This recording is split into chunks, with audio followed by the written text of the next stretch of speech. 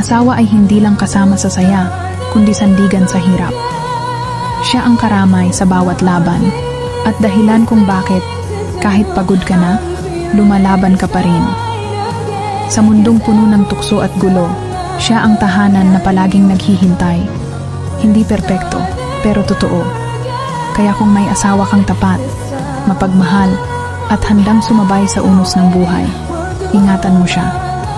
Dahil sa dulo, hindi kayamanan o karangyaan ang tunay na yaman, kundi ang pag-ibig na pinili kang samahan araw-araw. Alam mo, simula nung makilala kita,